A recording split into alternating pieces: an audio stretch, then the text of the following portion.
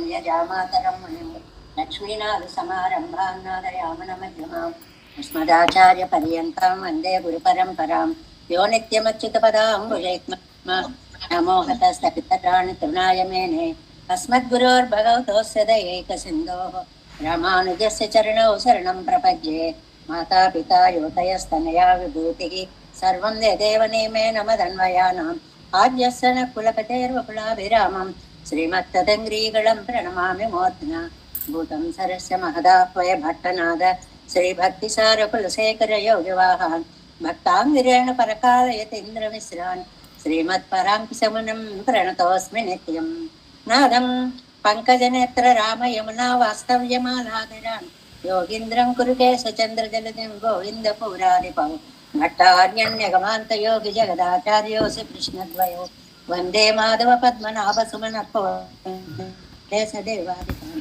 నమో వేదాంత విద్యాయ జగన్మంగళహేతవే యస్య వాగమృతాసారపూరితం భువనత్రయం వేదాంత వేద్యామృతవారిరాసేః వేదార్థసారామృతపూరమగ్ర్యం ఆదాయ వర్షంతమహం ప్రపద్యే కారుణ్యపూర్ణం కల్వైరిరాసం శ్రీమత్కృష్ణ సమాహ్వాయ నమో యామనసోనవే యత్కటాక్షణలక్ష్యాణాం సులభ శ్రీధర సదా శ్రీకృష్ణ పాదాబ్జే నమామి శిరసా సదా యత్ప్రసాద ప్రభావేన సర్వసిద్ధిరభూన్మమ లోకాచార్యాయ గురువే కృష్ణ పాదస్య సోనవే సంసార భోగి సందష్ట జీవాతవే నమః శ్రుత్యర్థసారజనకం స్మృతి బాలమిత్రం పద్మోల్లసద్భగవదంగ్రి పురాణ బంధుం జ్ఞానాదిరాజమభయప్రదరాజపుత్రం అస్మద్గురుం పరమకారుణికం నమామి ద్రావిడాంనాయ హృదయం గురు పర్వక్రమాగతం రమ్య జామాతృదేవేన దర్శితం కృష్ణ సోనుం సుందర జామాతృమునే ప్రపజ్యే చరణాంబుజం సంసారార్ణవ సమ్మగ్న జంతు సంతారపోతకం నమోస్తు దేవరాజాయ చతుర్గ్రామ నివాసినే రామానుజార్య దాసస్య సుతాయ గుణశాలినే నమ శ్రీశైలనాథాయ కుంతీనగర జన్మనే ప్రసాదలబ్ధ పరమప్రాప్య కైంకర్యశాలినే శ్రీశైలేశ దయాపాత్రం భక్త్యాదిగుణార్ణవం యతీంద్ర ప్రవణం వందే రమ్య జామాతరం మునిం శ్రీరంగ సింహగిరిదేశక పాదసేవ ప్రాప్తాఖిల ద్రవిడ వేద రహస్య జాతం శ్రీ గౌతమాన్వయజం ఆశ్రిత భాగధేయం గోపాలదేశికమహం శరణం ప్రపద్యే కౌశికాన్వయ సంజాతం వెంకటార్యతనూభవం వేదాంతాచార్య సత్శిష్యం ఉడైవర్లు మహాంబదే శ్రీమద్ వెంకటరంగార్య శిష్యం సత్శిష్య సేవదిం శ్రీ లక్ష్మణార్య విబుధం సంశ్రయే జీవిదీప్తయే ఓమస్మద్గురుభ్యో నమః భక్తామృతం విశ్వజనానుమోదనం సర్వాద్భుతం శ్రీ శఠగోపవాङ्మయం సహస్రశాఖోపనిషత్ సమాగమం నమామ్యహం ద్రావిడ వేద సాగరం இருவழிதினாடென்னும் தன் குருவூரென்னும் மறுவினியவன் பொன்னலென்றும் அருமறைகள் அந்தாதி செய்தானடியினேயே எப்பொழுதும் செந்தியாய் நெஞ்சே தெளிந்தும் மனத்தாலும் வாயாலும் வன்குருவோர் பேணும் இனத்தாரை எல்லாதிரைஞ்சேன் ஜனத்தாலும் ஏதும் குறைவிலே நந்தை சடகோபன் பாதங்கள் யாம் உடையப்பட்டு எழுந்த பெருங்கீர்த்தி ராமானுசமனிதன் வாயந்த மலர் பாதம் வணங்குகின்றேன் ஆயந்த பெரும் சீரால் செடுகோபன் சந்தமிழ் வேதம் தரிக்கும் பேராத உள்ளம் பெறா வான் திகழும் சோலை மதுரங்கள் வன்புகழ் மேல் ஆன்ற தமிழ் மறைகள் ஆயிரமும் இந்த முதல் தாய் செடகோபன் மயம்பால் வளர்த்த இதத்தாய் இராமானுசன் மிக்கரே நிலையும் மெய்யாமையர் நிலையும் தக்க நெறியும் தடையாகி தொப்பியலும் ஓழ்வினையும் வாழ்வினையும் ஓதும் குருதையர்கோன் யாழினிசை வேதத்தியல் நம்மாழ்வார் திவ்ய திருவடிகளே சரணம் எம்பெருமானார் திவ்ய திருவடிகளே சரணம் ஜீயர் திவ்ய திருவடிகளே சரணம் ஓம் அஸ்மத்குருभ्यो నమః జై శ్రీమన్నారాయణ భాగవత గోష్ఠికి దాసోహాలు సమర్పిస్తూ కంబనాటాజ్వాన్ అనే మహానుభావులు రంగనాథుని ఆజ్ఞ వలన నమ్మాళ్వార్ల విషయమై అనుగ్రహించినటువంటి శఠగోపరందాదిని ఒకటి ఉంది అని అలా కొంచెం పరిచయం చేసుకుంటుంటే మీరందరూ కూడా చక్కగా వాటిని తెలుసుకుంటున్నారు. చాలా ఆనందం. అందులో మనకి 76వ పాసురంలో ఒక నమ్మాళ్వార్ల యొక్క పాదాలని ఆశ్రయిస్తే మనకు కలిగేటువంటి లాభం ఏమిటి అనేది ఒక మాటలో చెప్పారు. అరువగయ్యాయ సమయముమై వగై తాంబులనుం ఒరువగయ్యాల్ சொன்ன ஓட்டமெல்லாம் ஒழினித்தொருங்கே பெருவகையாரன் அச்செய்த பிரான் குருகூர் பிறந்த సిరువగయ్యారవరై తొழுదోమమ్మై తిండుగవే. ఆయన పాదాలను గనుక మనం ఆశ్రయించాము అంటే 5 విధాలైన ఇంద్రియాలు కూడా 5 ఇంద్రియాలు అంటే కనపడేటువంటి 5, కనపడనటువంటి 5, మనస్సు, మొత్తం ఇంద్రియాలన్నీ అని మనం చెప్పుకోవాలి అని. వీటన్నిటికీ కూడా ఇంకా చెడు అనేటువంటిది సమీపానికి రానే రాదు. అంటే జీవనయానం చాలా సన్మార్గంలో నడుస్తుంది అని చెప్పడం. అరువగయ్యాయ సమయం, 6 విధాలైన మత గ్రంథాలు ఉన్నాయి అని చెప్పి మనకి చెప్పారు. ఏదో సాంఖ్యులు, ఉలూకులు, అక్షపాదులు, క్షపణకులు, కపిలులు, పతంజలులు, ఇలా వేరు వేరు మతాలని చెప్పేటువంటి వాళ్ళందరూ వాళ్ళకి ఉరువగయ్యాల్సిన వాళ్ళకు తోచిన మతాలు సిద్ధాంతాలు వాళ్ళు చేశారు. ఓట్టం ఎల్లాం అర్ధ విస్తృతిని ఒరుంగే వజువిత్తు, ఆ సిద్ధాంతాలన్నిటినీ పక్కకు పెట్టేసి పెరువగై ఆర్యం సైదా, ఇదిగో ఇది ముక్తి మార్గము. మీరు అన్ని మార్గాలలో మనం ఒక చోటకి బయలుదేరుతున్నామండి, అటెళ్ళొచ్చు అంటే అన్ని మిమ్మల్ని గమ్యానికి తీసుకువెళ్ళవు, గమ్యానికి తీసుకువెళ్లే ముక్తి మార్గం ఇదే అని తిరువాయిమొഴി అనే దివ్య ప్రబంధాన్ని అవతరింపచేశారు నమ్మాళ్వారు. కాబట్టి వారిని పిరాన్ ఉపకారకులు, ఎంత ఉపకారం చేశారండి. మనం కొత్త స్టేషన్స్ కు వెడతామండి, చదువుకోలేదండి, 100 రైళ్లు ఉన్నాయి, ఎటర్లాలో తెలియదు, ఏ రైలు ఎక్కాలో తెలియదు, ఏ ప్లాట్ఫామో తెలియదు. అలాంటప్పుడు ఒకరు వచ్చి రండి మీ రైలు నేను ఎక్కిస్తాను అని ఆ రైలుని ఎక్కించి గమ్యానికి చేర్చినట్లుగా అనేక సిద్ధాంతాలతో వాదాలతోటి తట్టుమిట్టాడుతున్నటువంటి ఈ సంసారంలో ఇదిగో నారాయణ పరత్వాన్ని చాటేటువంటి మత సిద్ధాంతం ఇది అని ఒక అద్భుతమైనటువంటి గ్రంథాన్ని అవతరింపచేసి పిరాన్ ఉపకారకులై కురుగూర్ పిరంద సిరువగయ్యారవరై, తిరువూరులో అవతరించిన మనుష్య రూపులైన నమ్మాళ్వారు. అంటే ఆయన అవతార స్వరూపం అండి, అది పరమపదం నుంచి వచ్చినటువంటి అవతార స్వరూపం. ఒక మనిషిగా మనకి లభించారు, ఆశ్రయించడానికి వీలుగా. తోజుదోం, ఆయనకి నమస్కారం చేశానండి. ఐవగైతో ఆంపులను జమ్మై తీండుగా, ఇంకా మిగిలినటువంటి ఇంద్రియాల యొక్క కష్టాలేవి మమ్మల్ని చేరవు అంటే ఒక్కటే సారాంశం. ఎవరైతే తిరువాయిమొഴి దివ్య ప్రబంధాన్ని చక్కగా సేవిస్తారో వాళ్ళకి ఏ విధమైనటువంటి దుఃఖాలు రావు అనేటువంటి విషయాన్ని ఆ పాసరంలో కమ్మనాటాళ్వాను ఏ రోజు కూడా తిరువాయిమొഴి ఎంత వైభవోపేతమైనటువంటిది అనేటువంటి సిద్ధాంతాన్ని స్థాపిస్తున్నారు. అలా వారు చెప్పినటువంటి ఆ మహత్తు కలిగినటువంటి నమ్మాళ్వార్లు అనుగ్రహించినటువంటి తిరువాయిమొഴి దివ్య ప్రబంధం 4వ పది 3వ తిరువాయిమొഴి 3వ పాసురంలో చివర కొంచెం మిగిల్చుకున్నాను, నిన్న పూర్తి కాలేదు. ఏకమూర్తి ఇరుమూర్తి మూండ్రుమూర్తి పలమూర్తియాగి ஐந்து பூதமாய் 2 சுடராயருவாகி நாகம் ஏறி நடுக்கடலுள் துயின்ற நாராயணனே பொன்னாகம் முற்றும் అగత్తువడకి ఆవి అల్లల్ మాయతదే. ఇందులో నిన్న సృష్టి కార్యక్రమానికి సంబంధించినటువంటి వైశిష్ట్యాన్ని అంతటినే మనకు అందినంత రీతిలో చక్కగా చెప్పుకున్నాము. ఇంకా నారాయణ పదార్థం దగ్గర నుంచి మనం చెప్పుకోవాలి. 75వ పేజీలో 7 వ్యాఖ్యానము నాగమేరి 2nd లైన్ అండి. వ్యాఖ్యానంలో సృష్టరాన బ్రహ్మాదిகளுக்கு சமாசிரணைகனாக திருப்பார்கடலிலே நடுவே திருவனந்தாழ்வான் மேலே సాయందరుళిన అవన్.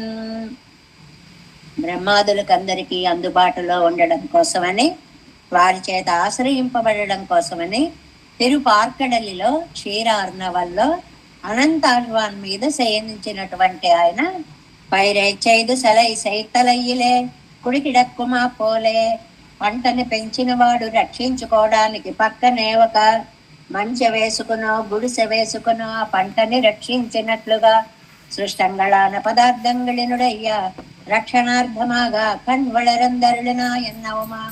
తాను సృష్టించినటువంటి సృష్టికి రక్షణగా యోగ నిద్రపోతూ ఉంటాడు.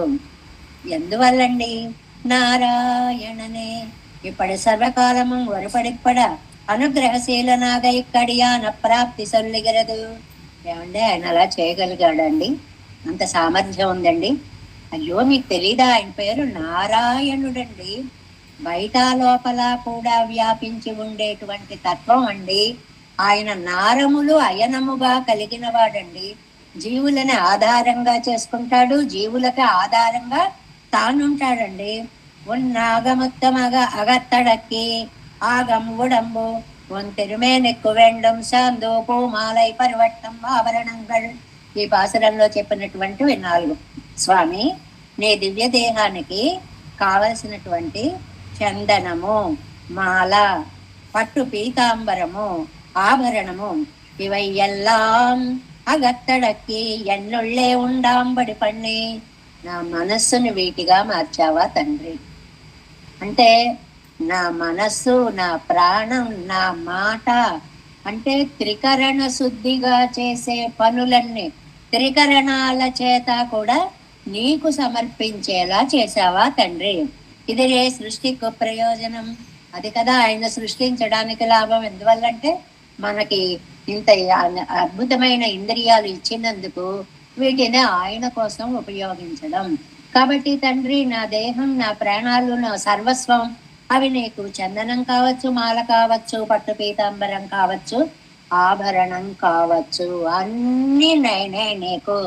ఇప్పటి సైదత్తాల్ నిర్దుఃఖరానారా రెండెల్. అలా చేయడం వల్ల దుఃఖం అనేది దూరం అయిపోతుంది. అవనాయత్తు ఆవయ్యల్లాల్ మాయత్తరే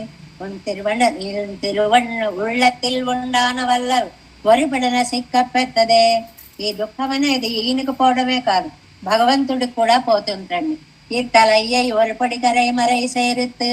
అందువల్ల ఏదో ప్రవాహంలో కొట్టుకుపోతున్నటువంటి వాడిని ఒక ఒడ్డుకు చేర్చి నీ కృతకృత్యనాయే, నువ్వు ధన్యుడివయ్యావు, కృతకృత్యుడు. నిన్న చెప్పుకున్నాను, చెయ్యాలనుకున్నవన్నీ చేసిన వాడిని కృతకృత్యుడు అంటారు. అలా చెప్పచ్చు. అన్రికే ఎన్నావియానది నిర్దుఃఖమాయిత్తెండ్రుమాన్. నా ఆత్మకి దుఃఖము లేకుండా పోయింది, నా మనసు ఇప్పుడు ఆనంద తరంగితమవుతోంది. అదవా ఏకమూర్తి ఎన్ను పరత్వత్తై చొల్లి. ఇలా చెప్పడం కాకుండా ఇంకో సిద్ధాంతం వాళ్ళు ఇంకోలా చెప్తారండి. ఎందువల్లంటే అదవా అలా కాకపోతే ఇంకో సిద్ధాంతం ఏంటి? ఏకమూర్తి అంటే పరత్వము, ఇరుమూర్తి అంటే వ్యూహము. అంటే వాసుదేవుడు సంకర్షణర్గళై నినైత్తు వాళ్ళిద్దరు. మూండ్రు మూర్తి అంటే ప్రద్యుమ్నుణ్ణి కూడా కలుపుకున్నాడు. సొల్లిత్తాయిత్తు ఫలమూర్తి என்று విభవంగళై చొల్లిత్తాయిత్తు. Next page first line. చాలా మూర్తులు అనగానే అనేక అవతారాలు ఎత్తినటువంటి స్వామి వైభవాన్ని చెప్పినట్లయింది. 5 భూతమాయి 2 సుడరా ఎన్నో. 5 భూతాలు 2 తేజస్వరూపాలు. అంటే ఇన్నారు సృష్టికొక్కడవర్, ఇన్నారు పాలనత్తుక్కడవర్ ఎంగడపడియాలే సొల్లెగరదన్ను నిర్వాహిప్పారుం ఉండు. అలా చెప్పేవాళ్ళు కూడా ఉంటారు. అంటే అర్థం ఏంటండి? నంబిళ్ళయ్య గారికి అది ప్రధానమైన అర్థము కాదు. మనం నిన్నైతే ఏదైతే చెప్పుకున్నామో, మొట్టమొదట ఏకమూర్తి నుంచి ద్విమూర్తిగా, త్రిమూర్తిగా, తర్వాత చతురాత్మ చతుర్వ్యూహ అన్నట్లుగా పాల్కడలిలో చేరిన మూర్తిగా, 5 భూతాలుగా, 2 తేజస్వరూపాలుగా ఏ వ్యాఖ్యానం చెప్పుకున్నామో దానినే మనం చెప్పుకోవాలి అనేటువంటి విషయాన్ని నంబిళ్ళయ్య గారు చాలా అద్భుతంలో ఈ 3వ పాసురంలో చెప్పారు.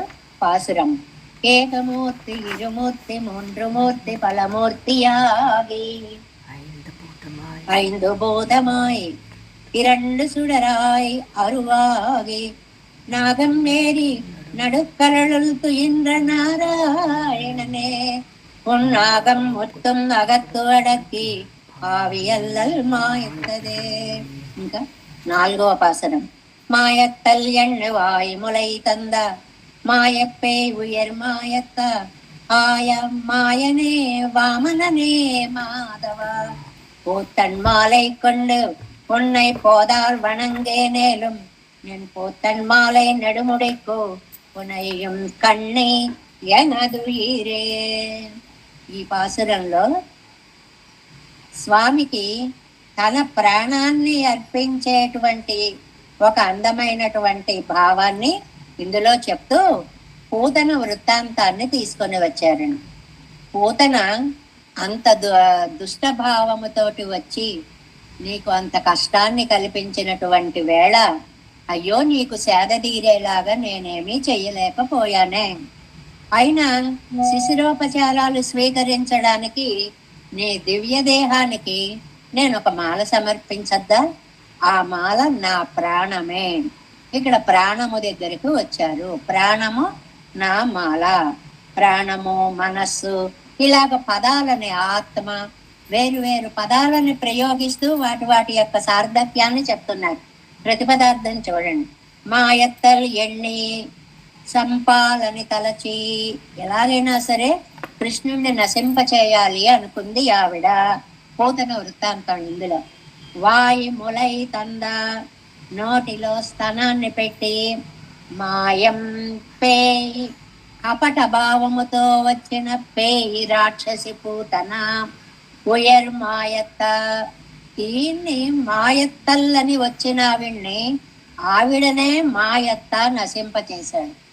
తనని నశింపచేయాలని వచ్చిన రాక్షసిని తానే నశింపచేసినటువంటి ఆయర్ కృష్ణుడై అవతరించిన మాయనై ఆశ్చర్య స్వరూపుడా. ఆవిడ్ని చంపడం ఎంత ఆశ్చర్యం అండి. వామననే. ఈ మాటలు పక్కన ఈ పిలుపులు ఎందుకు వచ్చాయి వ్యాఖ్యానంలో అందంగా చెప్తారు. నువ్వు మాయారూపివి, నువ్వు వామనుడివి, నువ్వు మాధవుడివి. వీటికి సంగతులు ఉన్నాయి, ఎందుకెందుకు ఈ పదాలు ఇక్కడ వాడారా అని.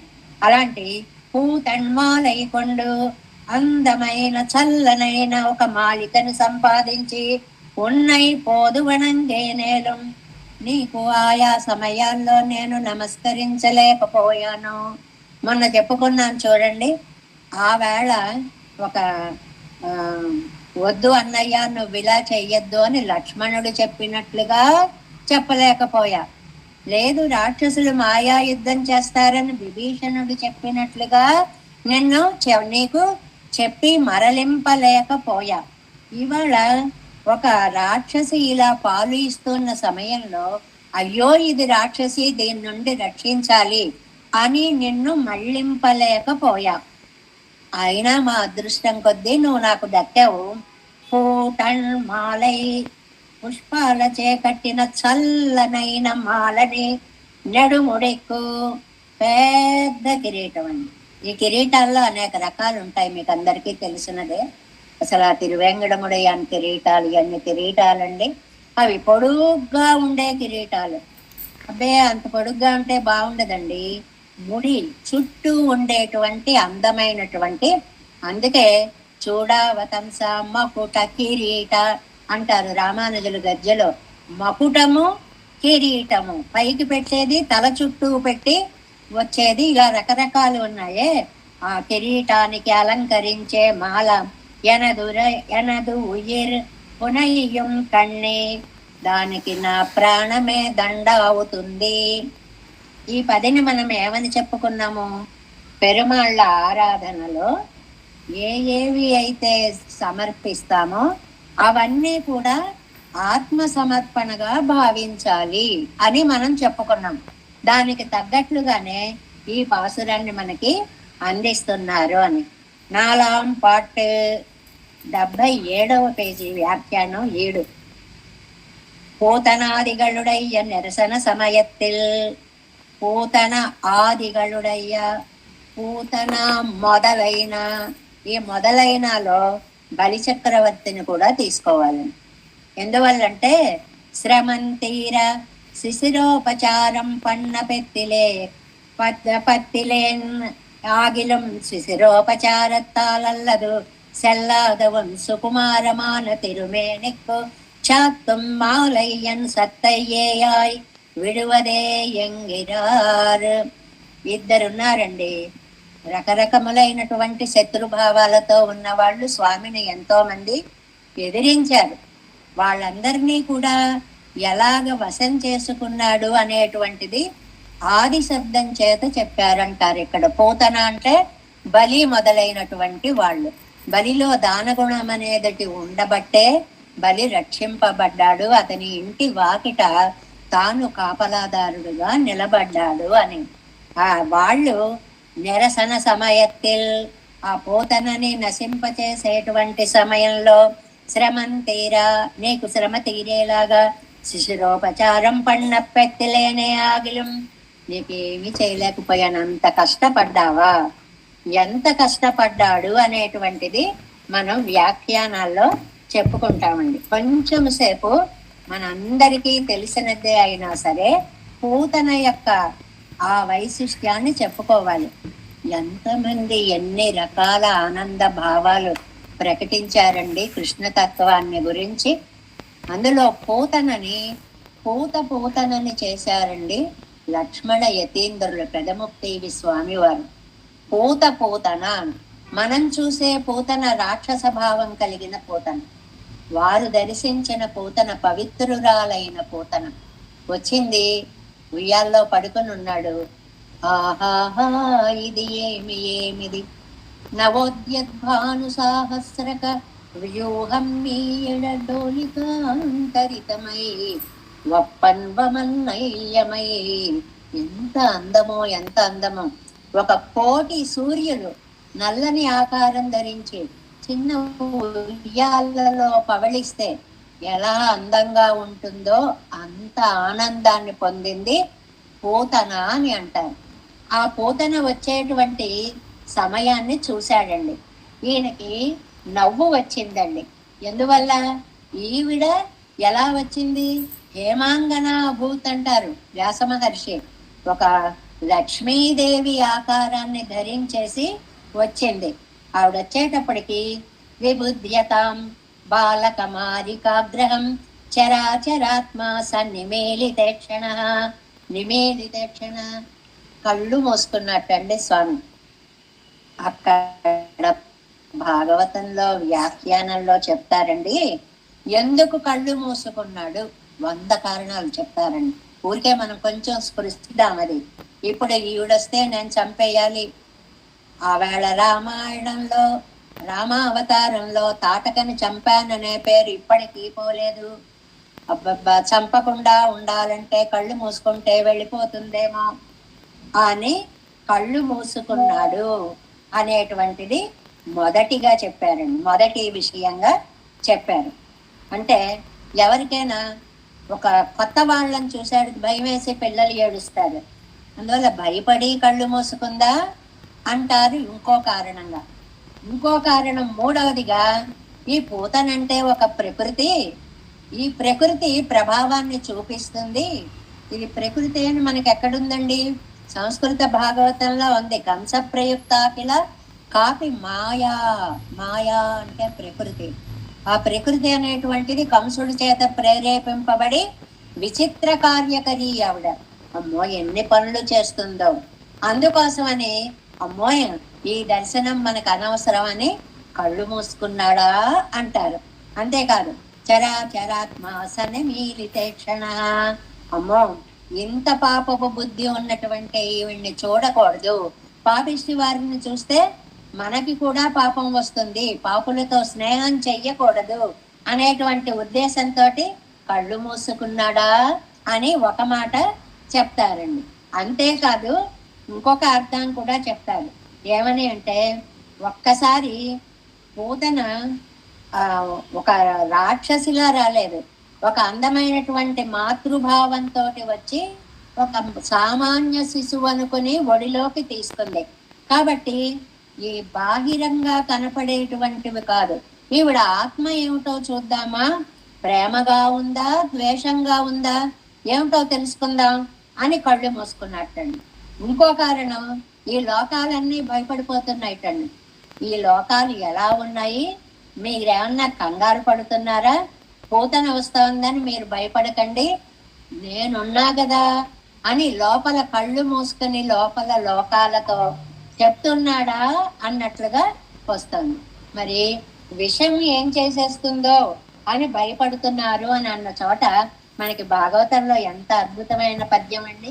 విషం ఆయన్నేం చేస్తుందండి? విషధరరిపు గమనునికిని విష గళ సఖునికిని విమల విషసయనకు విష భవ భవ జనకునికిని విషకుచను విషముగొనుట విషమే తలపన్. సామాన్యులు ఎవరు ఇలాంటి పద్యాలు రచించలేరండి. ఎందువల్లంటే విషధర రిపు గమనుడు ఆయన. విషం కలిగినటువంటి పాముల్ని చీల్చేసే గరుత్మంతుడు వాహనంగా కలిగినవాడు. విషగళ సకునికి ఆ లోపల విషాన్ని మింగినటువంటి రుద్రుడికి సకుడు ఆయన. విమల విషసయనునికి, విషం అంటే నీరు అని కూడా అర్థం ఉందండి. ఆ నీళ్ల మీద పడుకునేటువంటి వాడు. అంతేకాదు విషభవ భవ జనకునికి, విషభవ నీళ్లలో పుట్టిన భవుడు అంటే బ్రహ్మ. బ్రహ్మగారికి సాక్షాత్తు తండ్రి గారు. విషకుచ చను విషముగొనుట విషమే తలపన్. ఎన్ని విధాలుగా విషంతో అవినాభావ సంబంధం ఉన్నటువంటి స్వామికి ఎన్నిసార్లు ఎక్కడ ఏ విషం ఇచ్చినా ఆయన్నేమి చెయ్యదు. విషం అలవాటు పడిపోతేనండి మనకి హిస్టరీలో కూడా వస్తుంది. రాజులు అవతల రాజులను ఓడించడానికి ఒక విషకన్యలని ప్రయోగించేవారు అని. అంటే పుట్టినప్పటి నుంచే మనం అన్నప్రాసన చేసినట్లుగా వాళ్ళు విషప్రాసన చేస్తారనమాట. రోజు కొంచెం కొంచెం కొంచెం కొంచెం అలవాటు చేస్తే ఒళ్ళంతా విషమైపోయి ఆ ఊపిరి విదిలితే కూడా చుట్టూ ఉన్న ప్రాణికోటి చిన్న చిన్న జీవాలన్నీ నశించిపోతాయి. అలాంటి వాళ్ళతో కలిస్తే కలిసిన వాళ్ళు నశించిపోతారు. అంత భయంకరమైనటువంటి ఆ విషము అనేటువంటిది అలవాటైపోయిన వాళ్ళకి ఏమీ చెయ్యదు. ఈయనకి ఇంతమంది విషము కలిగినటువంటి ఆ శక్తిని అణచివేయగలిగినటువంటి అద్భుతమైన అమృతత్వాన్ని కలిగించగలిగినటువంటి ఫ్రెండ్స్ ఉన్నారు అని ఇంకోటి చెప్తారండి. ఎందుకు కళ్ళు మూసుకున్నాడు అంటే ఒక మంచి విషయం చెప్తారండి భాగవత వ్యాఖ్యానంలో. ఏంటంటే మన కంటి రెప్పల మీద నిమి అని ఒక ఆయన ఉంటాడండి. ఆ నిమి అనే ఆయన ఒక రాజు అసలు. కానీ యాగాలు చేసినప్పుడు చాలా జాగ్రత్తగా చేయాలండి. ఆ హోమాలు చేయడంలో కానీ దక్షిణలు ఇవ్వడంలో కానీ ఏ లోపాలు జరిగినా వాళ్ళు బ్రహ్మరాక్షసులై పుడతారనమాట. అలాగా ఆయన ఏదో ఒక అపరాధం చేశాడు. చేసేటప్పటికి ఆ వశిష్ఠుడిని ప్రార్థించాడు, నన్ను ఏం చేయమంటారు, నాకు శాశ్వతమైన రూపం ఏదైనా ఒకటి ఇవ్వండి అంటే. అప్పుడు ఆయన అన్నాడు, నాకు రూపం వద్దులేండి, అందరి కళ్ళ రెప్పల మీద నేనుండి వాళ్ళు భగవంతుణ్ణి ధ్యానం చేసుకున్నప్పుడు దర్శనం చేసుకున్నప్పుడు నేను కూడా దర్శించే అవకాశాన్ని ఇవ్వండి అంటారు. నిమిషం అంటారండి కంటి రెప్పపాటుని. ఆ నిమిషులు రెప్పపాటు లేని వారు దేవతలు. నిమి ఈ కళ్ళ మీద ఉండి మనతో పాటు భగవద్ దర్శనం చేసుకోవాలనుకున్నాడు అంటారు. అలాంటి నిమి ఒక్కసారి కళ్ళు మూతపడేలాగా లౌకికంగా పుట్టిన ఈ అబ్బాయి కూడా నిద్ర తెప్పించాడా? అదే మంచిదిలే, నేను చూశానా, దీనికి మోక్షం వచ్చేస్తుందిలే, ఎందుకు అన్నట్లుగా కళ్ళు మూసుకున్నట్టండి. ఆ కళ్ళు మూసుకుని ఆలోచిస్తున్నట్టు ఇంకో కారణం, ఇది వైకుంఠానికి వెడితే అక్కడ ఇదేం చేస్తుంది, దీనికి ఏమన్నా స్థానం ఎక్కడుంటే బాగుంటుంది అని అప్పుడే ఆ అలాట్మెంట్ గురించి ఆలోచిస్తున్నాడా అన్నట్లుగా కళ్ళు మూసుకున్నట్టండి. లేకపోతే ముందు చెప్పుకున్నామే భయానకమైన దృశ్యాన్ని చూస్తే అది బాబోయ్ అని కళ్ళు మూసుకుంటాం. అలా కళ్ళు మూసుకున్నాడా అనేటువంటిది. ఇంకొకటి, నేను చూశానా నా కటాక్షం వీడు మీ పడిపోతుంది. శబరంది కదండి, చర్చుషా తవ సౌమ్యేన పూతాస్మి రఘునందన, నీ దృష్టి తగిలితే చాలు నేను పవిత్రాలను అయిపోతాను అని. అందుకోసమని ఆవిడకి మోక్షం ఇవ్వడం ఇష్టము లేక కళ్ళు మూసుకొని ఉండొచ్చా? అంతేకాదు, నేను ఎలా చూడాలి దీన్ని, ప్రేమగా చూడనా కోపంగా చూడనా? ప్రేమగా చూసానా దీని మనసు మారిపోతుంది, అప్పుడు దేనికి మోక్షం రాదు. కోపంగా చూసానా దగ్ధం అయిపోతుంది, ఎందుకు వచ్చింది అన్నట్లుగా కళ్ళు మూసుకున్నట్టండి. అంతేకాదుటండి, చంపడానికి వచ్చిన దాన్ని తల్లి వేషంగా ఎందుకు వచ్చావమ్మా? ఆ తల్లి పాత్రకే నువ్వు కళంకం తెచ్చావు. లోకంలో ఎక్కడైనా చెడు పుత్రుడు ఉంటాడు గాని చెడు తల్లి ఉండదు. అయ్యో, నీ వల్ల తల్లి స్థానానికి కూడా ఒక దుష్టత్వం ఆపాదించావే, అబ్బా నిన్ను చూడనా అన్నట్లుగా కళ్ళు మూసుకున్నాడు అని. ద్రష్టం ప్రియమివ అంటారు మహర్షి. అంటే ఏంటి? ఒక ప్రియుణ్ణి చూడడానికి వచ్చినట్లుగా, ప్రియుణ్ణి చూడడానికి వచ్చినప్పుడు ప్రియురాలిగా రావాలి కానీ ఇదేంటి పాలిస్తానని వచ్చావు? అంతేకాదు, చిన్నపిల్లలు ఎక్కువ నిద్రపోతారు కాబట్టి ఇదిగో నేను నిద్రపోతున్నాను అని దొంగగా కళ్ళు మూసుకున్నాడా, నిద్రని అభినయిస్తూ ఉన్నాడా అని. ఆ నిద్రలో లోపల ఏం భావిస్తున్నట్ట? ఇది పూర్వం పుణ్యం ఏమన్నా చేసిందా, పాపం ఏమన్నా చేసిందా, ఇప్పుడు లేకపోయినా పూర్వ జన్మల్లో ఏమైనా మంచి చేసిందా, దీనికి మోక్షం ఇవ్వడానికి దేనిని నేను కారణంగా తీసుకోవాలి అన్నట్ట. అంతకంటే విశేషమైన అర్థం ఇంకోటి చెప్తారు, చాలా సరదాగా ఉందనిపించింది. ఈవిడ స్తనాల్లో విషాన్ని నింపుకు వచ్చింది, ఇప్పుడు నేను ఈ విషాన్ని తాగాలి, ఎక్స్పీరియన్స్ ఉన్న వాళ్ళని ఎవరినైనా అడిగితే తెలుస్తుంది అని రుద్రుణ్ణి తలుచుకున్నట్టండి. ఏమయ్యా పరమశివ, ఆ వాళ్ళ అమృతమదన సమయంలో విషం వచ్చింది కదా, నువ్వు తాగావు కదా, ఎలా ఉంది అప్పుడు? ఇప్పుడు నేను తాగలనంటావా అని ఏదో సంప్రదిస్తున్నాడుగా అన్నట్లుగా రుద్రుడితో సంప్రదిస్తున్నాడు, అందుకోసం కళ్ళు మూసుకున్నాడు అన్నట్లు కళ్ళు మూసుకున్నట్టండి. అంతేకాదు, ఒక పని చేద్దాం, ఆవిడ సముద్రంలోంచి వచ్చినప్పుడు అన్ని అందరూ తీసుకున్నారు, నువ్వు విషం తీసుకున్నావు, అలాగే పాలను నేను తీసుకుంటా, విషం నువ్వు తీసుకుంటావా అన్నట్టండి. రుద్రుడికి రుద్రహ అని పేరు, కోపం వచ్చిన వాడు. రోదయతీతు రుద్రహ అని పేరు, రోష సమన్విత అని, ఎప్పుడు కోపంగా ఉంటాడు, అందుకే ప్రళయ తాండవం చేస్తూ ఉంటాడు అని. కోపం అంటేనే రుద్రుడిగా మనం తమోభూత నాయకుడుగా గనక మనం తీసుకుని ఉంటే, అలాంటి వాడు ఒకడు తోడుగా ఉంటే ఏ విషయాలు నన్నేమీ చెయ్యలేవు అనేటువంటి ఉద్దేశంతో పరమశివుణ్ణి తోడు తెచ్చుకున్నట్టండి. ఇంకా ఎందుకు అంటే, అయ్యయ్యో ఒక ఆడదాని ప్రాణం తీశానని ఇప్పటికే రామావతారంలో తాటకను చంపిన ఆ పేరు నాకు వచ్చింది, తాటక చంపితి అది ఏటి ధర్మంబు అని లవకుశులు నిలదీసి అడిగారు కదండి. వాళ్ళ ముఖం చల్లక, అబ్బా ఇప్పుడు ఈవిడొచ్చింది, ఏం చెయ్యాలిరా దేవుడా అని కళ్ళు మూసుకున్నట్టండి. అది ఏడుస్తుంటండి, ముంచ ముంచ ముంచ ప్రాణాలు కూడా లాగేస్తున్నాడు విషంతో. వదులు వదులు వదులు అని అరుస్తోంది. అలా అరుస్తుంటే, నేను దయాద్ర గుణం కలిగిన వాడిని కాబట్టి కళ్ళు మూసుకుని ఆ పని చేయాలి. మనకి ఏదైనా భయం వేసినప్పుడు చూడండి, ఒరే కళ్ళు మూసుకొని చేశారు అటక్కుమని అంటాం. అంటే ఆ భయం కనపడకుండా మనస్సుకి ధైర్యం చెప్పడం, అలా ధైర్యం చెప్పడం కోసమని కళ్ళు మూసుకున్నాడా అన్నట్లుగా ఉంది. కానీ ఇంకోటి మహర్షి ఏమంటారంటే, ఈయన కళ్ళు రాజహంసల్లా ఉన్నాయిటండి, అందంగా పద్మదళ ఆయత లోచనుడు కదండి. ఈవిడేమో అహో బకీయం అంటారు భాగవతంలో, పక్షి జాతికి చెందినటువంటి ఆవిడ. అంటే ఈవిడికి అన్నగారులు బకాసురుడు, అఘాసురుడు, ఇది ఒక పొంగజాతి స్త్రీ. నావేమో హంసల లాంటి స్వచ్ఛమైన పవిత్రమైన నేత్రాలు. అబ్బా, హంస ఎప్పుడైనా కొంగల జోలికి వెళుతుందా, నాకొద్దు అన్నట్లుగా కళ్ళు మూసుకేసుకున్నాడు అనేటువంటి దాన్ని కూడా చెప్తారనమాట. ఇన్ని రకాలు ఇంకా చాలా ఉన్నాయి ఆ వ్యాఖ్యానాల్లో. అవన్నీ అంత అందుబాటులో నాకు ఉన్నటువంటివి కాదు, ఊరికే ఒకప్పుడు పెద్దల వలన విన్నటువంటి విశేషాలన్నీ కూడా మీతో పంచుకోవాలనేటువంటిది. ఇన్ని రకాల ఒక్కొక్క కవి ఒక్కొక్క వ్యాఖ్యానాన్ని ఎంత అందంగా సమర్పించాడు అంటే, ఇక్కడ మనకి నమ్మాళ్ళవార్లకు బాధ ఏమిటంటే, అలాంటి రాక్షసిని చంపిన సమయంలో ఎంత భయంకరమైన వాతావరణం అయ్యాది. నేలంకూలిన దాని పెన్నురమపై నిర్భీతి క్రీడింప, ఓ బాలా రమ్మని మోపు చేర్చుకొని సంస్పర్శించి ఊరార్చుచున్, గోలాంగోళము త్రిప్పి గోరజమున్ గోమూత్రం చల్లి తద్బాలాంగంబుల గోమయం బలగిరి ఆ 12 నామంబులన్. చాలా చక్కటి పద్యం అండి భాగవతంలో ఈ పద్యం.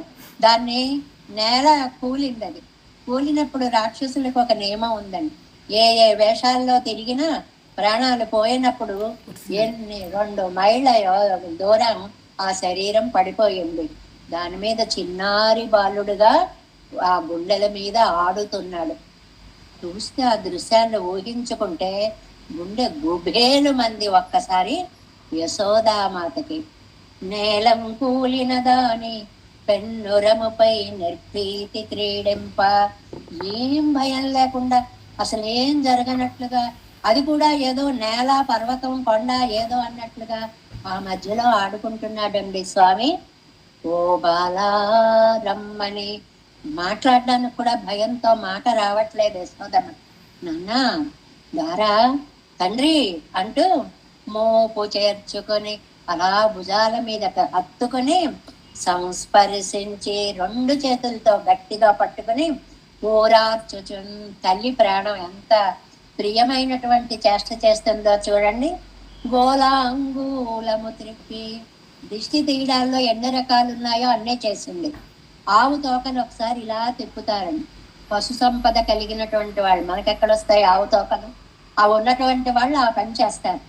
గోవు రజమున్, గోధూళిని తీసుకొస్తారండి. గోమూత్రమున్ చల్లి ఆ మూత్రాన్ని తీసుకొచ్చి ఒక్కసారి పవిత్రం చేస్తారు.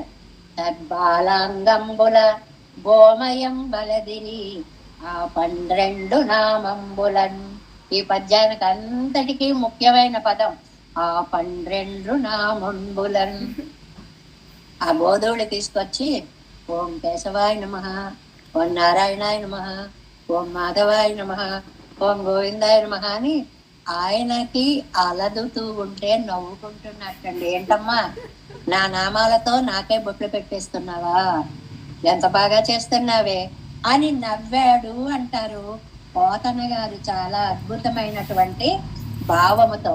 అంటే అటు పోతన గారు వర్ణించిన, ఇక్కడ లక్ష్మణ యతీంద్రుల వారు చెప్పిన భాగవత వ్యాఖ్యానాల్లో 100 వ్యాఖ్యానాలు 100 విశేషాలు చెప్పిన సాధారణమైన మాటలతో మనం వర్ణించుకున్న భగవత్ తత్వము అనేటువంటిది ఆ పూతన సంహారి అయినటువంటి పరమాత్మ నామాన్ని తలుచుకుంటే మనలో ఉండే విషభావాలు కూడా నశిస్తాయి అనేటువంటిది నమ్మాళ్వార్ల యొక్క ఒక పెద్ద విశ్వాసం, నమ్మకము అన్నమాట.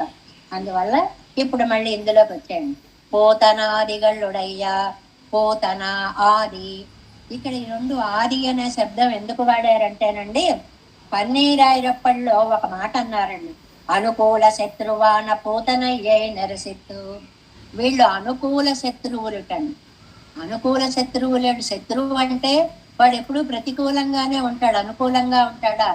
ఆ తల్లి భావనతో వచ్చింది కాబట్టి ఈవిడ అనుకూల శత్రువు అయింది. అందుకని ఆది బలిచక్రవర్తి అహంకారంతో కూడి ఉన్నాడు గాని దానము చేయడమే తిరుగన్నేరదు నాదు జివ్వ అంటూ అద్భుతమైనటువంటి దానాధికారి చేశాడు. కాబట్టి లోపల శత్రుభావం లేకపోయినా శత్రువులా కనిపించినటువంటి పూతన మంచి వేషం వేసుకొని ఒక లక్ష్మీదేవి హేమాంబరధర ఆభరణాలు ధరించి పట్టు వస్త్రాలు కట్టుకుని అసలు లక్ష్మీదేవే మా ఇంట్లోకి వచ్చిందా అని చెప్పి యశోద, రేవతి వీళ్ళందరూ కూడా ఆశ్చర్యపోతుంటే పిల్లాన్ని ఒళ్ళోకి తీసుకుందని చెప్తారే. అందువల్ల పూతన ఆదిగళయుడయ్య, పూతన మొదలైన అంటే బలిచక్రవర్తి మొదలైనటువంటి నిరసన సమయத்தில் శ్రమం తీరా. అప్పుడు నీకంత శ్రమ కలిగిందయ్యా, పాపం చంటివాడువే కదా, అంత రాక్షసి ప్రాణాలు తీయడానికి నువ్వు ఎంత శ్రమ పడ్డావో ఈయన దృష్టిలో. శ్రమం తీరా శిశిరోపచారం పన్న పెత్తిలేనే ఆగిలం.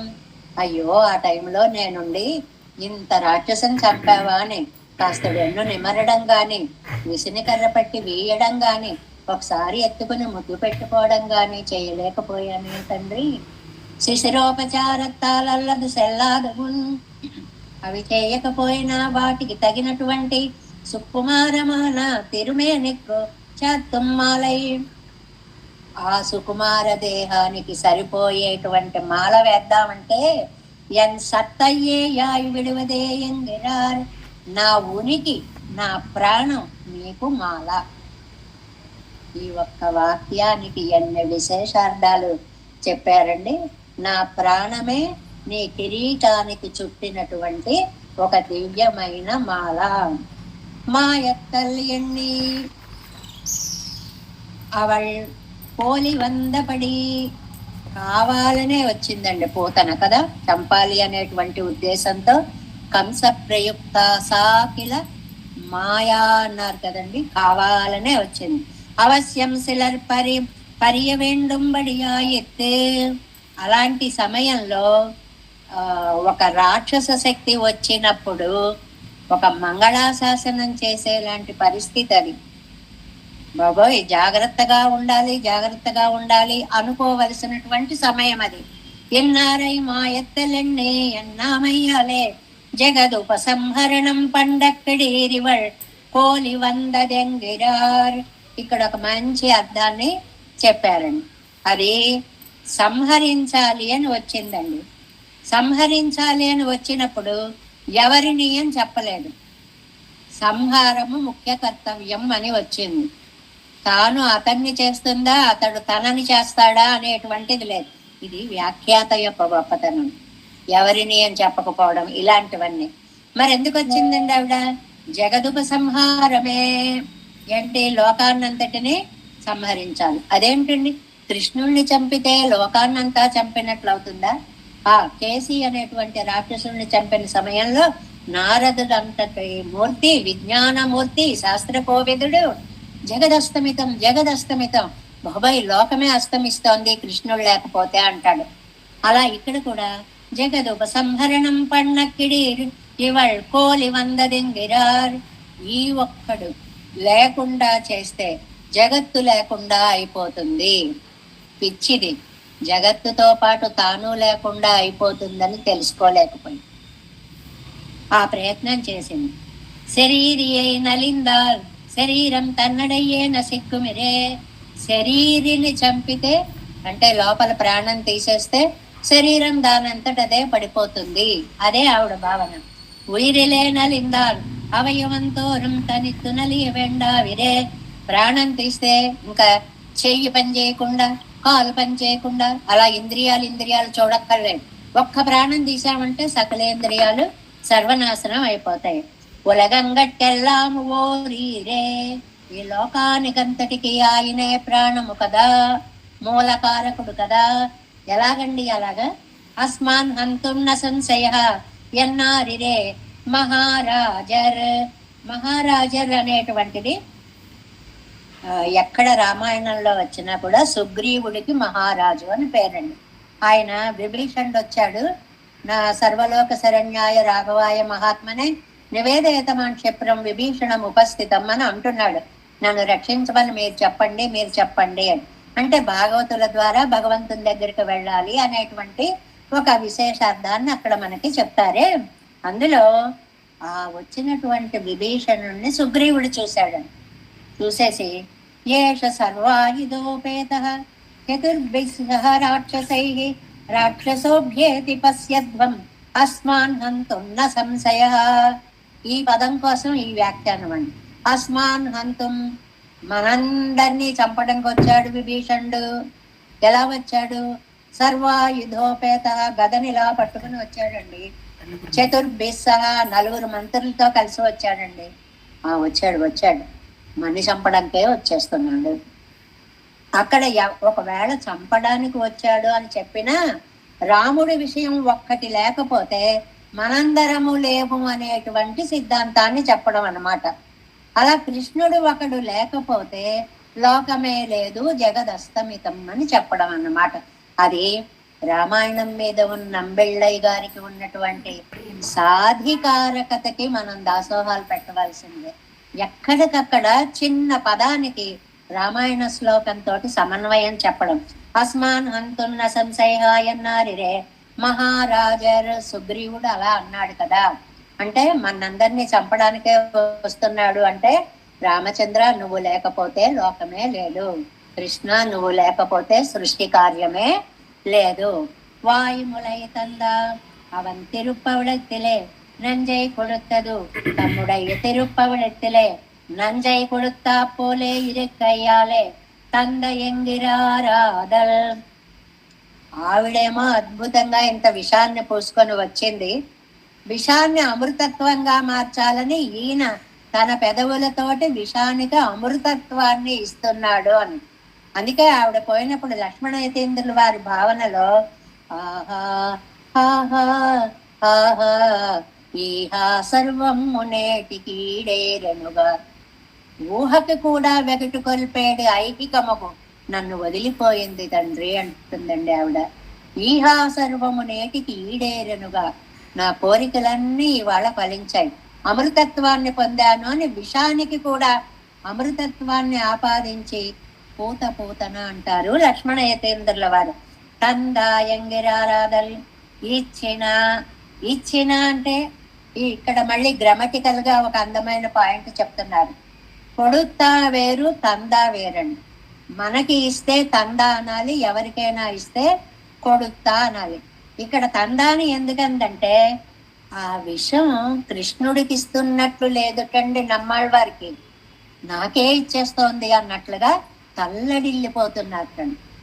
ఎంత మమైక భావమో చూడండి, ఆ వ్యాఖ్యానం ఎంత అందంగా ఉందో. తందాయంగిరారాధల్ అన్రెక్కే కరుగయ్యం కొడుక్కయ్యం పర్యాయమాయ్. ఇవ్వడము అనేటువంటిది పర్యాయ పదాలు. తందా అనొచ్చు, కొడుక్కయ్యం అనొచ్చు. కొడుత్తయన్నం పొరల్ పెద్దు కిడక్కరదాగవుమాం.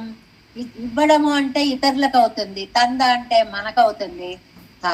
తమకే ఆ విషాన్ని ఇస్తున్నంత బాధ కలుగుతోంది అని చెప్పడం కోసం ఇక్కడ ఆ పదాన్ని ప్రయోగించారు.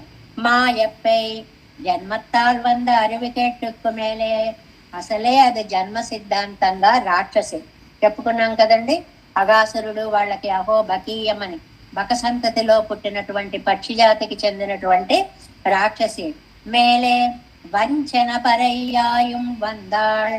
ఒకటి రాక్షసత్వం శరీరంలో ఉంది, మోసాన్ని దానికి అద్ది అలంకారం చేసుకొని వచ్చింది. ఇది పొయటిక్ ఎక్స్ప్రెషన్ అంటారు. అసలే రాక్షసత్వం నిండి ఉంది, రాక్షసత్వానికి వంచన మోసాన్ని అలంకారం చేసేసుకుని ఒక మంచి రూపంతో బయలుదేరి వచ్చింది. అదావదు పేయాయి వరుగయ్యన్రెక్కే. ఏం చేసిందండి వంచన? రాక్షసిలా రావచ్చు కదా. తాయాయి వరుగై, అమ్మలా వచ్చింది. ఎంత మోసం చేసేసిందో. ఆ లక్ష్మీ వేషంతో వచ్చేటప్పటికి అందరూ కూడా మనని మహాలక్ష్మి చూడడానికి వచ్చిందా అన్నట్లు ఎవ్వరూ అడ్డు పెట్టలేదండి.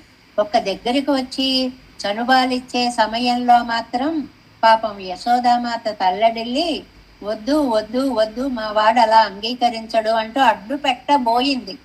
కానీ అసలు వింటేనా ఎంతో ఆత్మీయంగా చేతుల్లోకి తీసేసుకుంది. ప్రాణాలు తీయడానికి వచ్చిన ఆవిడ పాలివ్వడానికి వచ్చే తల్లిలా రావడం వంచన. లోపల రాక్షసత్వం, దాని మీద అద్దిన వంచనాభావం. తాయాయ్ వరిగై తాయాయ్ వందపే. ఇది అనుకూల శత్రుత్వం. అంటే పన్నీరాయిరప్పడిలో చెప్పిన పదం అనుకూల శత్రుత్వం. అంటే శత్రువే, కానీ ప్రతికూలంగా శత్రువులా రాలేదు. మనకి అంటారు శత్రువుల్లా కనపడితే మనకు ఉపకారం, శత్రువు మిత్రుడిలా వస్తే మనం కనిపెట్టలేము. ఎన్ని పద్యాలు ఉన్నాయి, అందమైన పద్యాలు. అలాగే ఈవిడ రాక్షసిలా వస్తే గుర్తించేవారు. రాక్షసి తల్లి రూపంతో వచ్చింది. ఎన్నక్కడ వదిరే ఉయర్ మాయత్త అవள் కోలి వందదు తన్నై, అవள் తన్నోడే పోక్కినపడి. ఆవిడ వచ్చింది చంపడం కోసం. ఆ పదం గుర్తుపెట్టుకోవాలి. ఎవరెవరిని చంపారో అన్నది అటు ఇటు అయిపోయింది అంటున్నారు. చంపడం కోసం, నిన్ను నేను చంపుతానని ఆవిడొచ్చింది, ఆయన చేత ఆవిడ చంపబడింది. ఇవనం పెళ్ళయ్యాయే ములై ఉండాన్. చంటాడు కదండి, పాలిస్తుంటే తాగాలనుకున్నాడు. అవళం తాయాయి ములై కొడుతాள். తల్లిగా వచ్చింది కదండి, పాలివ్వడానికి నోట్లో పెట్టింది. వస్తు స్వభావత్తాలే ముడందయిత్తనై. ఇది విరోధి నిరసనం చేయడానికి వస్తు స్వభావం. ఈ మాటకి ఎంత మంచి పదము, విరోధి నిరసనం అంటారు. అంటే ప్రేమగా వచ్చి చంపాలనుకున్న ఆవిడని ఆవిడలోని రాక్షసత్వాన్ని గుర్తించి శత్రుభావాన్ని గుర్తించి నిరసన చేసినటువంటి మహానుభావ. అంతవరకు వెళ్ళాలండి. చాలా అద్భుతమైనటువంటి నంబిళ్ళయ్య గారి వ్యాఖ్యానం. దీనికి మామూలుగా మనం లోకంలో కూడా భాగవత వ్యాఖ్యానాలన్నీ మహత్తరమైనటువంటి వ్యాఖ్యానాలు ఎన్నో ఉన్నాయి. అన్ని వ్యాఖ్యానాలతో పాటు నంబిళ్ళయ్య గారి వ్యాఖ్యానంలో ఈ అనుకూల శత్రుత్వము అనేటువంటిది ఆ పదాలను ప్రయోగించడంలో చంపడం ఉద్దేశం అన్నారు వ్యాఖ్యానం. ఎవరు ఎవరిని చంపడాన్ని, ఆవిడ ఈయన్ని చంపాలనుకుంది, ఈయన అనుకోకుండా ఆవిడని చంపేశాడు. మాయనే ఆశ్చర్య శక్తియుక్త నానా ఆయనే. ఏమి గొల్లవాడివయ్యా నువ్వు, ఆశ్చర్య శక్తి యుక్త నానా. దీనికి వట దళ సాయిత్వం అని చెప్పుకున్నప్పుడు ఒక మాట చెప్పుకున్నామే, అఘటిత ఘటన సామర్థ్యం. నువ్వెంత పిల్లవాడు ఉన్నావు, అది ఎన్ని మైళ్ళ శరీరం కల రాక్షసిగా ఉంది, అలాంటి రాక్షసిని నువ్వు ఎలా చంపగలిగావయ్యా, ఎలా చంపగలిగావు? మాయనే, నీ మాయలను మేము తెలుసుకోలేము. ఒక నవ్వు నవ్వి దాన్ని ఆకర్షించావు. ఆహా నవ్వుతున్నాడు పిచ్చవాడు అనుకుని ఒళ్ళోకి తీసుకుంది తప్ప నన్ను చంపుతాను చూడు, నువ్వు తెలుసుకోలేకపోతున్నావు అని నవ్వుతున్నాడు అని తెలుసుకోలేకపోయింది.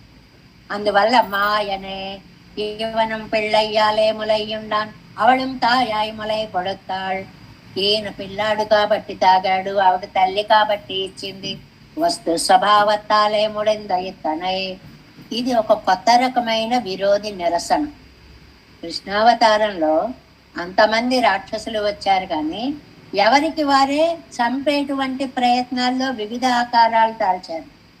కానీ తల్లి ఆకారంలో వచ్చి చంపాలని ప్రయత్నించిన ఏకైక రాక్షసి కాబట్టే లక్ష్మణ యతీంద్రులు అంటారు అమృతత్వాన్ని ఇచ్చింది అంటారు. దానికి భాగవతం కూడా మనకి చెప్తుంది, ఆవిడ శరీరాన్ని కాల్చినప్పుడు అందులో నుంచి చందన అగరు పరిమళాలు బయటకు వచ్చాయి. అంటే ఆవిడ పూతను అయిపోయింది. స్వామి యొక్క పెదవుల స్పర్శ చేత ఆవిడలో అమృతత్వం అనేది నిండిపోయింది. కాబట్టి ఆవిడ పూతన అయిపోయింది. పూత పవిత్రురాలైన పూతన. అంతకుముందు ఆవిడ పూతన ఆవిడ పవిత్రురాలు కాదు. ఇప్పుడు పూతన పవిత్రురాలైనటువంటి పూతన. అదే వామననే. ఏమండి, మాయనే అని మాయనైన నామాన్ని చెప్పి దాని తర్వాత వామననే. మధ్యలో వామనావతారం ఎందుకండి? ఇక్కడ ఆండాళ్ళ తల్లి అంటుంది, కృష్ణ నిన్ను తలుచుకుంటే నాకు వామనుడే గుర్తొస్తాడు. అదేంటండి కృష్ణావతారంకి వామనావతారంకి అంటే? తల్లిదండ్రులు అదితి కశ్యపులే అక్కడ వామనుడికి ఇక్కడ కృష్ణుడికి కూడా ఉన్నటువంటి అత్యద్భుతమైనటువంటి ఒక సంఘటన కూడా కలిసి వస్తుంది. ఈయన ఎంత అందగాడో ఆయన అంత అందగాడు. ఆయన లోకాలను కొలిచాడు, ఈయన లోకాలను మృంగి నోటిలో చూపించాడు. ఎన్ని రకాలు చెప్తారో. సామ్యాపత్తి అనేటువంటిది వామనావతారంకి కృష్ణావతారంకి 3 అడుగులు ఆయన అడిగాడు. కృష్ణుడు కూడా 3 పాదాలు అడిగాడు. ఏమిటండి ఆ 3 పాదాలు ఆయన అడిగింది? యత్కరోషి యదస్నాసి యజ్జుహోషి దదాసి యత్ యత్ తపస్యసి కౌంతేయ తత్కురుష్వ మదర్పణం. 3 పాదాలు అన్నదానికి 2 రకాల అర్థాలండి. పాదంతో కొలిచే భాగము అని వామనావతారంలో అర్థం. శ్లోకంలో పాదాలు లైన్స్ అనేటువంటిది ఇక్కడ కృష్ణావతారంలో ఏ 3 పాదాలు అడిగాడండి? యత్కరోషి ఏది చేస్తున్నావో, యదస్నాసి దేనిని తింటున్నావో, యజ్జుహోషి దేనిని హోమం చేస్తున్నావో, దదాసి యత్ దేనిని ఇస్తున్నావో, యత్ తపస్యసి దేన్ని తపస్సు చేస్తున్నావో, కౌంతేయ తత్కురుష్వ మదర్పణం. వీటన్నిటికీ మనకి చెప్పింది ఒక మంచి సిద్ధాంతం చెప్పిందండి ఈ భగవద్గీతలో శ్లోకం. ఏ పని చెయ్యండి కృష్ణార్పణం అనుకోండి. ఏది అస్నాసి తినేది కూడా ఆ తినే ముద్దను ముందు కళ్ళకు అద్దుకొని కృష్ణార్పణం అనుకోండి. ఎందుకంటే ఎప్పుడు కృష్ణార్పణం కృష్ణార్పణం. నాకు రాముడు అంటే చాలా ఇష్టం అండి, రామార్పణం అంటానండి. వద్దు, అలా అనవద్దు. ఎందుకంటే నీకు ఏదైనా ఇస్తానయ్యా అంటే అబ్బెబ్బే నాకు ఇవ్వడమే కానీ తీసుకోవడం అలవాట్లేదు అన్నాడు రాముడండి. అక్కడ గుహుడు వాళ్ళందరూ అడిగినప్పుడు నాకు ఇవ్వడమే తప్ప తీసుకోవడం అలవాట్లేదు అన్నాడు. మరి మన కృష్ణుడు ఏమన్నాడండి? మన్మనాభవ మద్భక్తో మద్యాజి మా నమస్కురు మా మా మా నాకియ్యి, నాకు పెట్టు, నాకు భక్తుడివై నా దగ్గరికి రా, నన్నే కొలు. ఈయన అడిగి అడిగి అడిగి చేయించుకున్నాడు అనుకుని కృష్ణార్పణం అంటే సరిపోతుంది, రామార్పణం అని అనక్కర్లేదు అని. యజ్జుహోషి దేన్ని హోమం చేస్తున్నావో, తర్వాత యత్ తపస్యసి కౌంతే దదాసి యత్, చాలా ముఖ్యమైనది. ఇచ్చేటప్పుడు అండి, నేను రూపాయి ఇచ్చి వీడియోలో పడేదాకా దాన్ని పట్టుకుని ఉంటే అది దానం అవుతుంది. ఇతరులకు తెలియకుండా చేసేటువంటి దానాలు. ఆ ఇచ్చేటప్పుడు మనస్సు ఎలా ఉండాలి?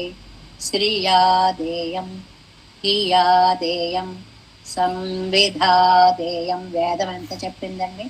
నేను కాబట్టి ఇచ్చాను అన్న గర్వం ఏ మాత్రం కూడా చూపకూడదు.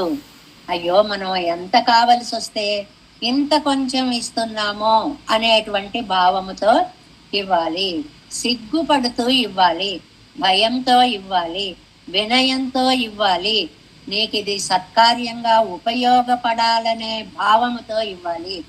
అంటే తీసుకుపో పో అని తీసుకుపో అని ఇచ్చామనుకోండి, అవతల వాడు సిగ్గిలి పడిపోతాడు.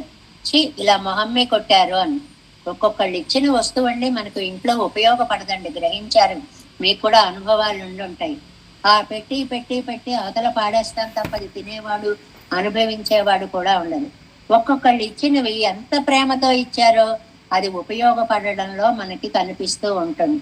అందువల్ల ఇవ్వడం అనేటువంటిది మనకి 14వ అధ్యాయంలో భగవద్గీతలో అంతా కూడా తత్తామసం తద్రాజసం ఎలా ఇవ్వాలి, సాత్వికం అనేటువంటి దానాలు, 3 రకాల దానాలు ఎలా ఉంటాయో, ఏదైనా సరే దాతవ్యమితి యద్దానం దీయతే అనుపకారిణే. మనకేం ఉపకారం జరగదు వాళ్ళ వల్ల, కానీ మనం ఇవ్వాలనుకుంటున్నాం, ఇవ్వలేక ఉండలేక ఇస్తున్నాం.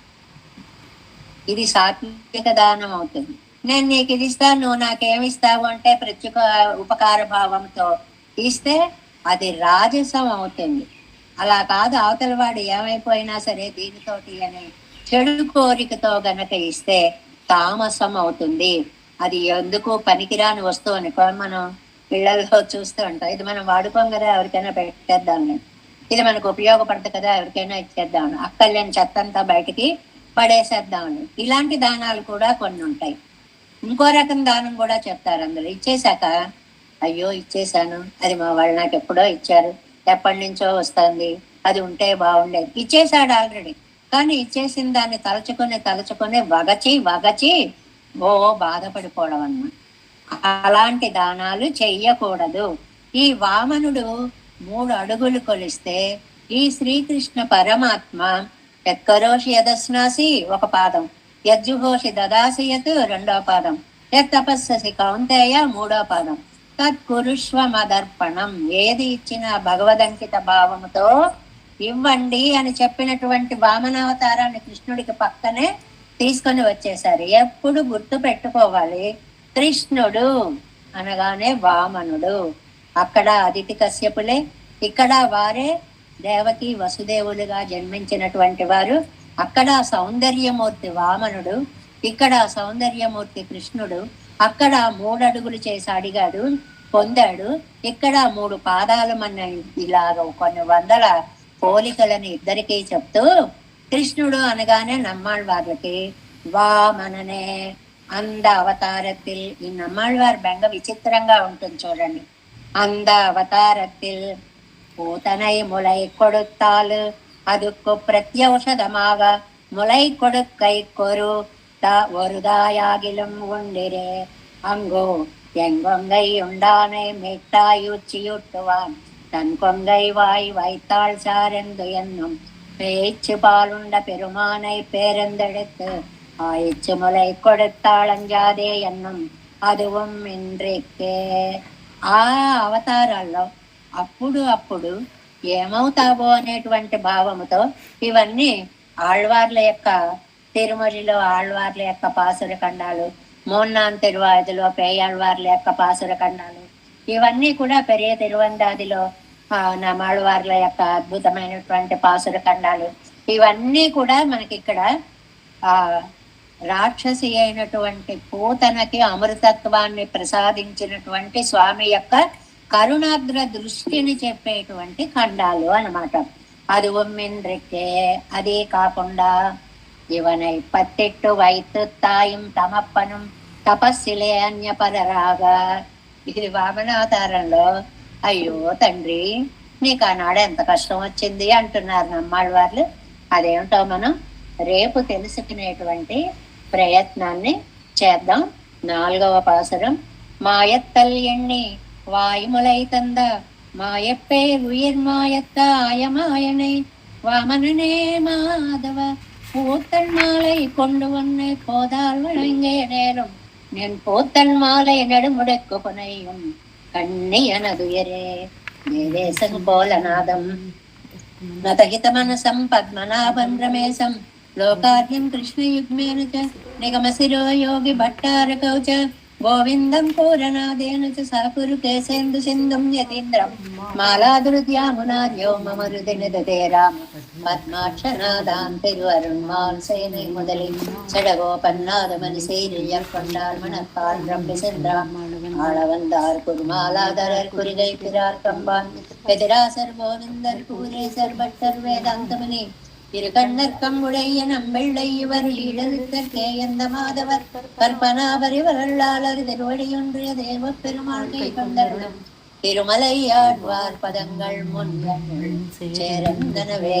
நமஸ்து தேவராஜாய சிதகிராம நிவாசினே ராமானுஜார்யதாசஸ்ய சுதாய குணசாலினே நம శ్రీశైలనాథాయ కుంతీ నగర జన్మనే ప్రసాదలబ్ధ పరమ ప్రాప్య కైంకర్యశాలినే శ్రీశైలే సదయా పాత్రం దేహత్యాది గుణాన్వవం యతీంద్ర ప్రవణం వందే రమ్యజామాతరం మునిం వాழி திருவாய் மழிப்பிள்ளை மாதக வாழ்வாழும் மனவாழ மாமுனிவன் வாகிய மன்மாரம் திருவாய் மழிப்பருளை மானத்தோர் தேரும்படி உரைக்கும்